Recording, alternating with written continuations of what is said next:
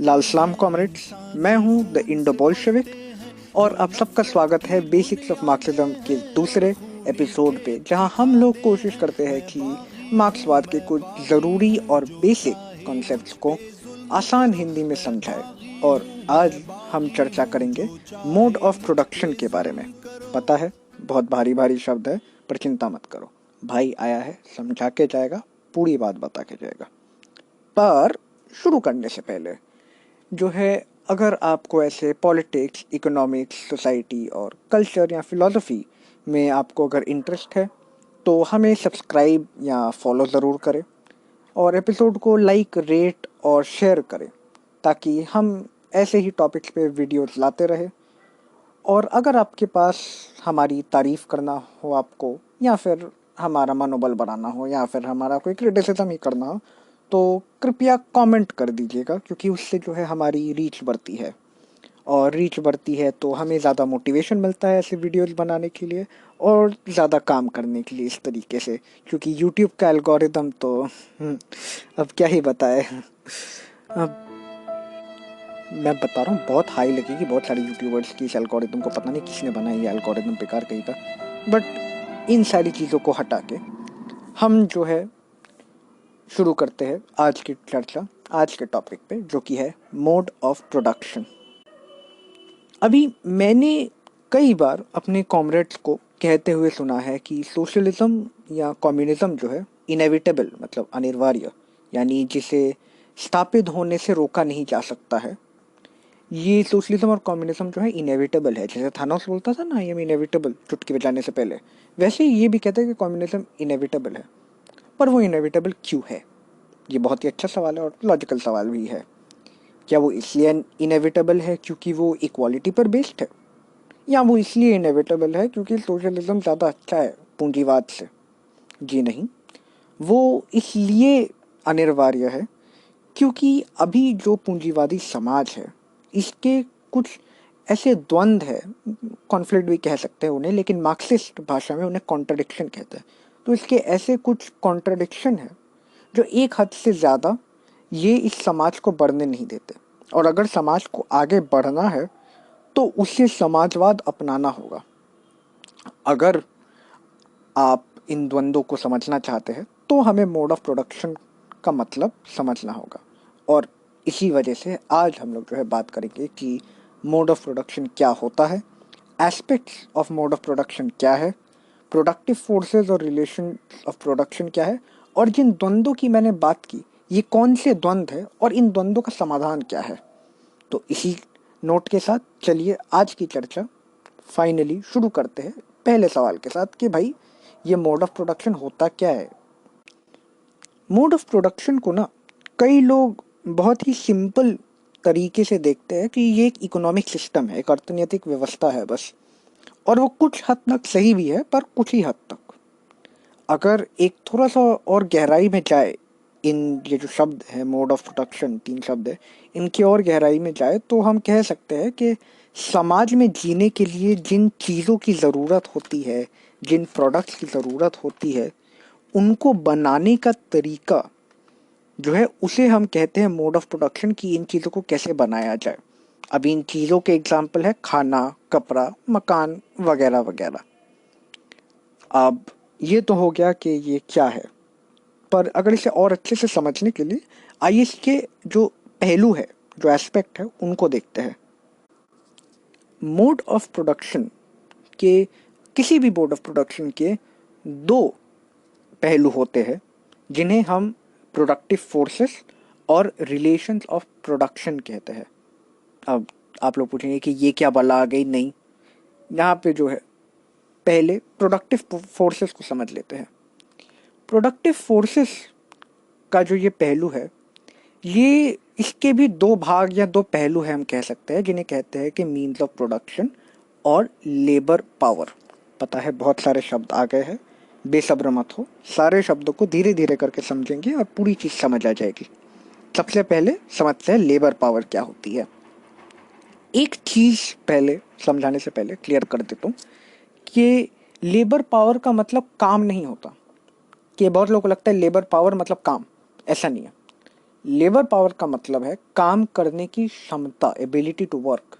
इसको बेहतर समझने के लिए हम अपने आसपास देखते हैं, और कोई भी तुम एक वर्कर का उदाहरण ले लो, श्रमजीवी का उदाहरण ले लो। और आमतौर पर हम लोग जो काम करते हैं एक ऑफिस में या फिर कहीं पे भी जो नौकरी वगैरह करते हैं, वहाँ पे ऐसा है कि हम चाहे कुछ दिन ज़्यादा काम करें या फिर कुछ दिन कम काम करें, फर्क नहीं पड़ता। काम कम या ज़्यादा होने के बावजूद हमारी तनख्वाह यानी सैलरी सेम रहेगी। अगर हमारी पर मंथ सैलरी 15,000 रुपये है, तो हम अगर मई में ज़्यादा काम करें और जून में कम काम करें, तभी भी दोनों महीने हमें 15,000 की ही सैलरी मिलेगी।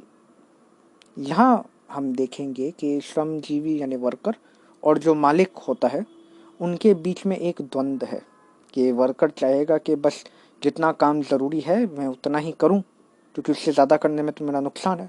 पर मालिक चाहेगा कि ये जितना ज़्यादा काम करेगा उतना मेरा प्रोडक्ट बनेगा, उतना ही ज़्यादा मेरा मुनाफा होगा।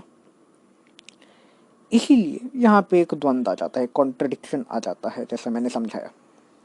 अभी आते हैं अगले पहलू पे, जो है मीन्स ऑफ प्रोडक्शन।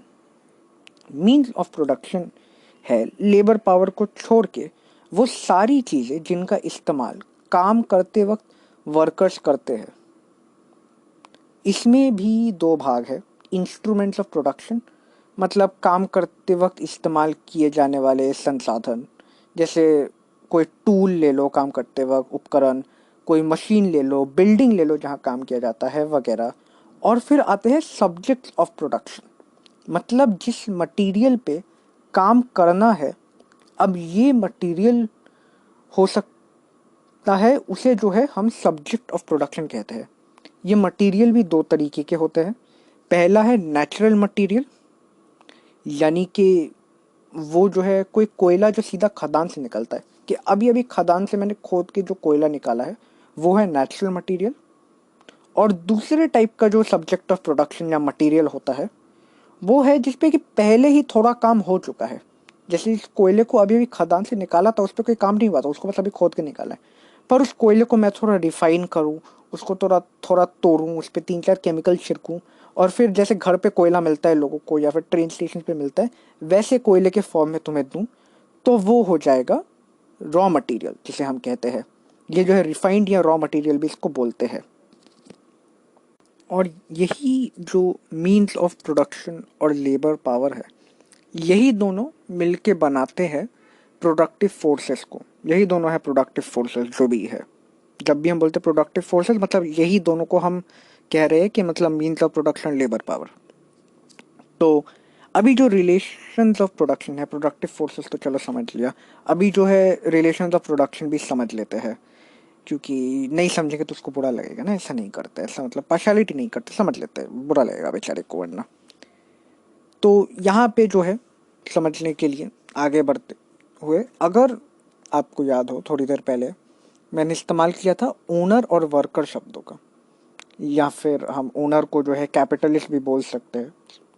तो ये जो ओनर या कैपिटलिस्ट है, ये क्या ओन करता है? इसका जवाब है रिलेशंस ऑफ प्रोडक्शन के अंदर। अभी जो भी मोड ऑफ प्रोडक्शन होते हैं, उनके अंदर तो वैसे अलग अलग रिलेशंस ऑफ प्रोडक्शन होते हैं, पर एक कैपिटलिस्ट मोड ऑफ प्रोडक्शन में दो ही मेन रिलेशंस ऑफ प्रोडक्शन है, जो है वर्कर और कैपिटलिस्ट। और इन्हीं दो रिलेशंस में जो है समाज को बांटा जाता है। पर ये तो हो गया, चलिए एक बात, होता क्या है ये रिलेशन ऑफ प्रोडक्शन, अभी तक मैंने बताया नहीं। ये भी देख लेते इसका डेफिनेशन क्या हो सकता है, कि हम क्या है, या फिर हम वर्कर हैं या कैपिटलिस्ट है, या हम क्या है। इसका जो है हमें उत्तर मिलेगा कि मीन्स ऑफ प्रोडक्शन के साथ हमारा क्या रिश्ता है, उससे हमें उत्तर मिलेगा। रिश्ता मतलब सामाजिक रिश्ता, ऐसा नहीं कि माता पिता के साथ वो बागवान वाला रिश्ता नहीं, वैसा वाला रिश्ता नहीं। यहाँ पे जो है कि हम मीन्स ऑफ प्रोडक्शन के साथ कैसे रिलेट करते हैं। यहाँ पे क्या हम मीन्स ऑफ प्रोडक्शन के मालिक है, ये एक हो सकता है हमारा रिश्ता, कि मीन्स ऑफ प्रोडक्शन के हम मालिक है, we own the means of production. या फिर हम मीन्स ऑफ प्रोडक्शन को ओन नहीं करते, परंतु किसी और के जो मीन्स ऑफ प्रोडक्शन है, जिसे कोई और ओन करता है, जिसका कोई और मालिक है, ऐसे मीन्स ऑफ प्रोडक्शन का इस्तेमाल करते हैं काम करने के लिए। अभी जो मीन्स ऑफ प्रोडक्शन को ओन करते हैं, जैसा मैंने कहा, वो ओनर या कैपिटलिस्ट है, या फिर जो मीन्स ऑफ प्रोडक्शन को ओन नहीं करते पर किसी और के मीन्स ऑफ प्रोडक्शन का इस्तेमाल करते हैं, वो वर्कर है। और इन्हीं रिलेशनशिप को, यही जो है कि रिश्ता जो है हमारा मीन्स ऑफ प्रोडक्शन के साथ, जिसे रिलेशंस ऑफ प्रोडक्शन कहा जा सकता है, उसे जो है हम क्लास रिलेशन भी कह सकते हैं।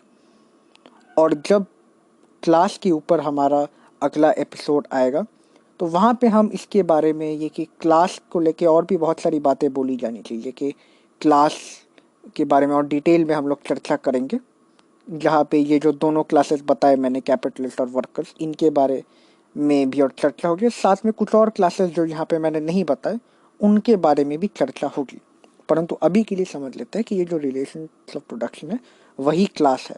तो अगर कोई आपको आके बोले कि हमें क्लास वॉर चाहिए या फिर हमें क्लास स्ट्रगल चाहिए, यानी कि एक क्लास दूसरे क्लास के साथ स्ट्रगल करेगा, और यूजुअली वो कहना चाहते हैं कि जो वर्कर है वो कैपिटलिस्ट के खिलाफ स्ट्रगल करेंगे, वो कैपिटलिस्ट से लड़ाई करेंगे। क्यों लड़ाई करेंगे ये हम आगे की वीडियोस में समझेंगे कि क्यों शांति से नहीं रहते, क्यों लड़ाई लड़ाई करना है अभी तुम लोगों को। पर अगर उसको भी समझना है आगे के वीडियोस में या फिर कभी और, तो फिर हमें, मैंने जो द्वंद्व बोला था ना एकदम शुरू में कि कुछ द्वंद्व है समाज को आगे नहीं बढ़ने देते, अभी हम उन द्वंद्वों पे आएंगे कि ये कौन से द्वंद्व या कॉन्ट्रडिक्शन है जो समाज को नहीं बढ़ने देता आगे। अभी जो है कैपिटलिज्म माने जो पूंजीवाद है, उस पे वापस आते हुए, अच्छा यहाँ पे एक छोटा सा टिडबिट फैक्ट बता देता है आपको। कैपिटलिज्म माने पूंजीवाद, जो क्या आता है कैपिटल यानी पूंजी से, और कैपिटलिस्ट माने पूंजीपति। ये तीनों समझ लीजिए, कैपिटल पूंजी, कैपिटलिज्म पूंजीवाद, कैपिटलिस्ट पूंजीपति। ये समझ लीजिए, थोड़ी सिंपल टर्मिनोलॉजी, थोड़ा सिंपल शब्द हो जाते हैं ये। अभी ये जो कैपिटलिज्म है, इस मोड ऑफ प्रोडक्शन में ये रिलेशंस ऑफ प्रोडक्शन है कि वर्कर है और कैपिटलिस्ट है, सिंपल भाषा में। और उन दोनों के बीच में एक द्वंद्व है, एक जो है कॉन्फ्लिक्ट है, जैसा मैंने बताया था। और इस द्वंद्व का, इस टकराव को रोका नहीं जा सकता है। ये टकराव होके रहेगा, बल्कि ये टकराव समाज में हर वक्त होता है। कभी ये टकराव ज़्यादा होता है, कभी कम होता है। परंतु यहाँ पे जो है एक और द्वंद्व है, और अच्छा ये टकराव क्यों होता है वो भी हम आगे के एक वीडियो में ज़रूर समझेंगे। पर यहाँ पे जो एक और द्वंद्व है, एक और कॉन्ट्रडिक्शन है, उस पर थोड़ी बात करते हैं। वो है प्रोडक्टिव फोर्सेस और रिलेशंस ऑफ प्रोडक्शन के बीच में। यहाँ पे हम देखते हैं कि जो प्रोडक्टिव फोर्सेस, जैसे मैंने कहा कि मीन्स ऑफ प्रोडक्शन है और लेबर पावर है, ये आप देखेंगे जैसे समाज में हमेशा विज्ञान या टेक्नोलॉजी का जो है ग्रोथ होता है, टेक्नोलॉजी आगे बढ़ती है, तो प्रोडक्टिव फोर्सेस हमेशा डेवलप होते हैं, प्रोडक्टिव फोर्सेस का विकास होता है। जैसे एक वक्त पे जो है हम लोग एकदम माने पूरा हाथ से काम किया करते थे, फिर इंडस्ट्रियल रेवोल्यूशन आया, जिसके बाद प्रोडक्टिव फोर्सेस का विकास हुआ और हम जो है ऐसे फैक्ट्री में आए, हम मशीनों वगैरह से काम करने लगे। फिर थोड़ा और विकास होते होते हम ऑफिसों में जाके कंप्यूटर के साथ जो है काम करने के, और प्रोडक्टिव फोर्सेस का विकास हुआ। अभी जो है जैसे जो प्रोडक्टिव फोर्सेस, खासकर मीन्स ऑफ प्रोडक्शन का जो विकास है, वो ऑटोमेशन की तरफ हो रहा है, कि जितना काम हो सकता है रोबोट करेंगे, इंसान कम काम करेंगे और रोबोट और कंप्यूटर और सॉफ्टवेयर ये सब ज़्यादा काम करेंगे। तो जितना ये प्रोडक्टिव फोर्सेस का विकास होता है, तो बहुत सारी नौकरियां कम हो जाएंगी, क्योंकि ज़्यादा से ज़्यादा काम जो है रोबोट कंप्यूटर ये सब करेंगे, तो ऑफकोर्स इंसानों की ज़रूरत तो पड़ेगी नहीं। जिससे जो अभी के रिलेशंस ऑफ प्रोडक्शन है वो बनाएंगे कि उन्हें बनाए रखना, इन रिलेशंस ऑफ प्रोडक्शन को उन्हें मेंटेन करना ये थोड़ा मुश्किल हो जाएगा, बल्कि करीब करीब नामुमकिन हो जाएगा। प्रोडक्टिव फोर्सेस का जो डेवलपमेंट है यहाँ पे रिलेशंस ऑफ प्रोडक्शन को बदलने पे मजबूर कर दे रहा है, जहाँ दोनों के बीच में फिर से एक कॉन्ट्रडिक्शन तैयार हो जाता है कि अच्छा प्रोडक्टिव फोर्सेस माने बहुत ज़्यादा मशीनें काम कर रही है, बिल्कुल नौकरियाँ नहीं है। नौकरियाँ नहीं है तो क्या होगा, पैसा कम होगा। पैसा कम है तो आप चीज़ें खरीदोगे नहीं, और ख़रीदोगे नहीं मतलब जो बना रहे हैं चीज़ें उनका लॉस है। इससे जो है कैसा क्राइसिस शुरू हो जाएगा। हमारे जितने भी बहुत सारे क्राइसिस है, दुनिया के ग्रेट डिप्रेशन ले लो, 2008 का क्राइसिस ले लो, या फिर भारत की इकोनॉमी, जो इतने सारे इकोनॉमिस्ट अभी अभी चिल्ला रहे थे 2019 से कि भाई क्राइसिस है, क्राइसिस है, क्राइसिस है। यही है क्राइसिस। ऐसे ही रिसेशन होता है कि किसी कारण की वजह से लोगों के पास पैसा नहीं है, लोग चीज़ें खरीद नहीं रहे, तो जो कैपिटलिस्ट है वो चीज़ें बना नहीं रहे, जिससे जो है और नौकरियां जाती हैं और लोग चीज़ें खरीदना बंद कर देते हैं। यही जो है सिंपल भाषा में इकोनॉमिक रिसेशन जिसको बोलते हैं। पर मैंने तो यहाँ पे अभी दो दो कॉन्फ्लिक्ट कॉन्ट्रडिक्शन गिनवा दिए, पर मैंने कहा था कि सोल्यूशन भी देंगे। तो सोल्यूशन अगर छोटे मिले तो देखो, इन द्वंद्वों को, इन कॉन्ट्रडिक्शन को, जो ये टकराव है, इन्हें रोका तो नहीं जा सकता। ना हम प्रोडक्टिव फोर्सेस का डेवलपमेंट रोक सकते हैं, ना ही हम पूंजीपति और जो वर्कर है उनके बीच का टकराव रोक सकते हैं। तो तरीका क्या है? तरीका एक ही है, समाधान एक ही है, वो है क्लास स्ट्रगल। प्रोट्रैक्टेड और कंटिन्यूअस क्लास स्ट्रगल, मतलब एकदम तीव्र तीव्र क्लास स्ट्रगल, और कंटिन्यूअस, निरंतर, ना रुकने वाला क्लास स्ट्रगल, जब तक हम समाजवाद स्थापित ना कर दें।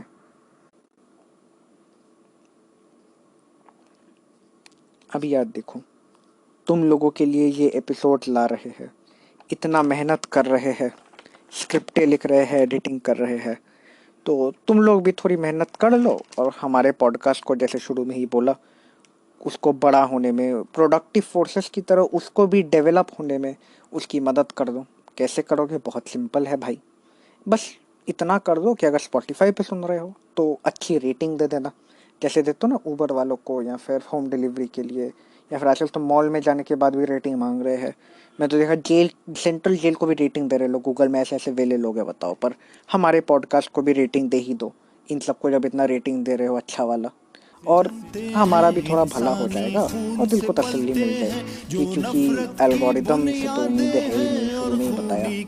बस इतना कर दो और हम तुम्हारे लिए जो है ऐसे अच्छे अच्छे वीडियोस लाते रहेंगे, जो मार्क्सिज्म पे, कभी कभार इतिहास, हर टॉपिक पे जो है बात करेंगे। और जब तक अगला एपिसोड नहीं लाते हम, तब तक के लिए लाल सलाम, इनकलाब जिंदाबाद, और मिलते हैं अगले एपिसोड पे।